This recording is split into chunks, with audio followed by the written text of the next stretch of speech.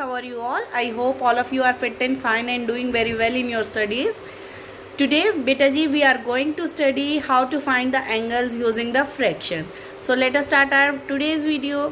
My dear students, we are going through the chapter shapes and angles. We have already studied the different types of angles and are the difference between the lines and how to draw the angle using protractor. So now today we are going to introduce a new topic, that is finding the angles using the fraction. First of all, let us recapitulate what are the different types of angles.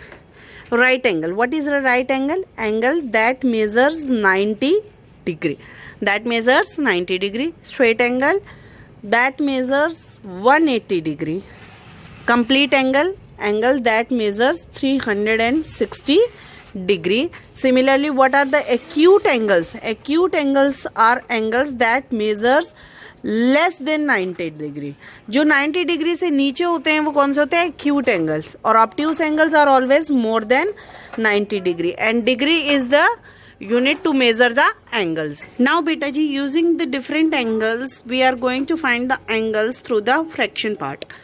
I have written the topic finding angles. Now first question I have written is 1/3 of a right angle. पहले हमें angles को निकालने से पहले हमें जानना होगा कि ये 1/3 क्या होता है या फ्रैक्शन पार्ट से हम एंगल्स को कैसे निकालते हैं.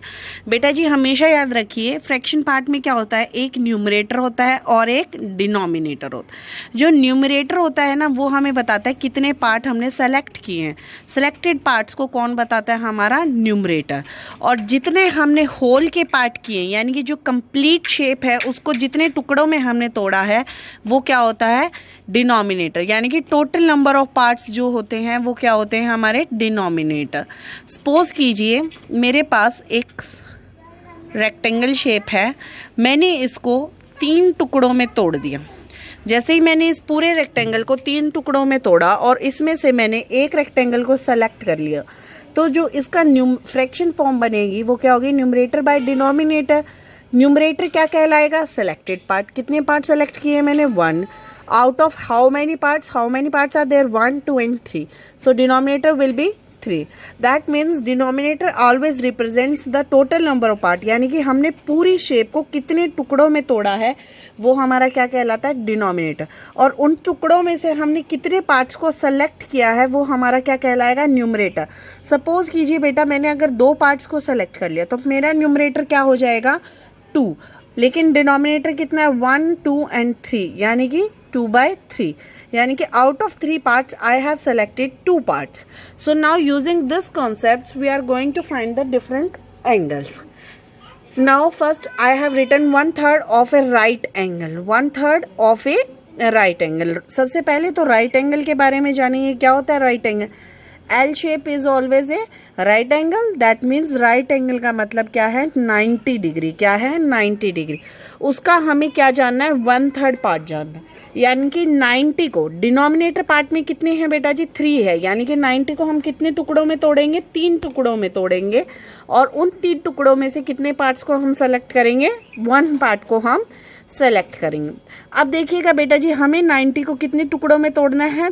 3 टुकड़ों में तोड़ना है. When we will divide 90 by 3, what we will get? 30 degree. We will get 30 degree. यानी कि 3 टुकड़ों में टूटा. 90 किन टुकड़ों में टूटा? 30, 30 एंड 30. 3 टुकड़े हुए 90 के. कौन कौन से? 30, 30 एंड 30. हमने 3 में क्यों तोड़ा था? क्योंकि हमारा डिनोमिनेटर क्या कहता था कि 3 पार्ट्स निकालो.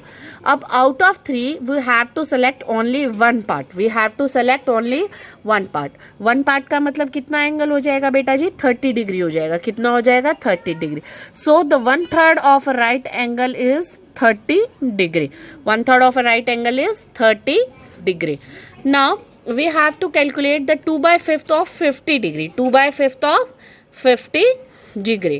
How to find the 2/5 of 50 degree? अब हमें एंगल दे रखा है कितना? 50 degree.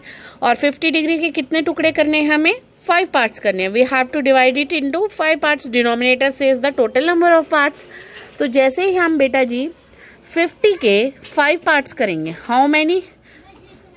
we will get 10 degree. we will get 10 degree. यानी कि बेटा जी 50 के 5 पार्ट हुए कितने कितने के? 10. 10, 10 and 10 degree and then another 10 degree. इसका मतलब है 50 को जब हमने 5 टुकड़ों में तोड़ा तो हमें हर टुकड़ा कितने का मिला, 10 डिग्री का मिला. We have to select 2. We have to select 2. 2/5 का मतलब तो यही है ना, out of 5 we have to select 2. यानी कि हम कोई भी 2 टुकड़ों को इकट्ठा करेंगे तो हमें आंसर मिल जाएगा. तो जब हम 2 टुकड़ों को इकट्ठा करेंगे तो हमें कितना मिलेगा, 10 + 10 that is 20 degree. So 2/5 of 50 degree is 20 degree. 2/5 of 50 degree is 20 degree. और वी कैन राइट, हम ऐसे भी तो लिख सकते हैं ना, 1/5 of 50 degree is equals to 10 degree. So 2/5 कितना हो जाएगा, is equals to 2 × with 10 that is 20 degree. That is 20 degree. Now one another example, 1/6 of a straight angle. Straight angle का 1/6 पार्ट. सबसे पहले स्ट्रेट एंगल मुझे बताइए कितने डिग्री का होता है. We have already studied. Straight angle का मतलब क्या है बेटा, एक स्ट्रेट लाइन. स्ट्रेट लाइन का मतलब एक डी पूरी. तो डी कितने डिग्री की होती है, 180 डिग्री की होती है. तो straight angle is of 180 degree. Straight angle is of 180 degree. अब हमें स्ट्रेट एंगल्स को कितने पार्ट्स में डिस्ट्रीब्यूट करना है बेटा, 6 पार्ट्स में डिस्ट्रीब्यूट करना है. दैट मीन्स 180 को कितने टुकड़ों में तोड़ेंगे हम, 6 में. 6 3 18 एंड 0 मीन्स 0. तो कितना आ जाएगा, 30 डिग्री. यानी कि 180 डिग्री के कितने पार्ट्स हो जाएंगे, 180 डिग्री के 6 पार्ट्स होंगे, जो कि हर पार्ट कितने डिग्री का होगा, 30 डिग्री का होगा. कितने डिग्री का होगा, 30 डिग्री का. And we have to select one part out of 6. We have to select one part out of 6. यानी कि हमें ना 2 करने हैं ना 3 करने हैं, हमें सिर्फ एक पार्ट लेना. अगर एक पार्ट लेना है तो वो कितने का है, 30 डिग्री का. So the 1/6 of a straight angle is equals to 30 degree. 30 degree. Example 3/4 of 120 degree. यानी कि अब हमें 120 डिग्री के 4 पार्ट्स करने हैं. And out of 4 parts we have to select how many parts, 3 parts. Numerator is 3, that means selected parts are 3 and total number of parts are 4. When we will divide 120 into 4 parts, what we will get, 4 1s 4, 4 3s 12 and 0 that is 30 degree. Her part कितने का मिलेगा हमें, 30 degree का. यानी कि बेटा जी क्या हुआ है, 120 को हमने जब 4 पार्ट्स में डिस्ट्रीब्यूट किया तो हमें मिला 30 30 30 and 30 degree. And out of 4 parts we have to select 4 parts. We have to select how many parts, 3 parts. 1 2 3. When we will sum up all the 3 parts, how many parts, how many angle we will get, 30 plus 30 60, 60 plus 30 is 90 degree. So 3/4 of 120 degree is 90 degree. Or we can easily write this one also, 1/4 of 120 degree is equals to 30 degree.